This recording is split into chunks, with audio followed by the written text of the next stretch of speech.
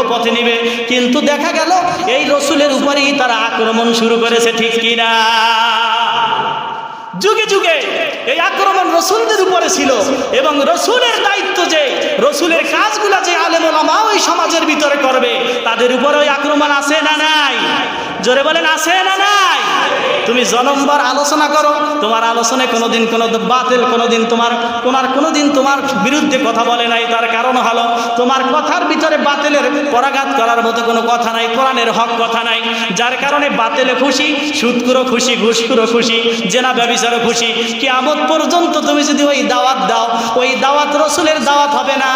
তার কারণ হলো জামানার ভিতরে যেই রসুল এসেছে, ওই রসুলের চাইতে শ্রেষ্ঠ কোনো মানুষ ওই জমিনে আর ছিল না, ছিল না।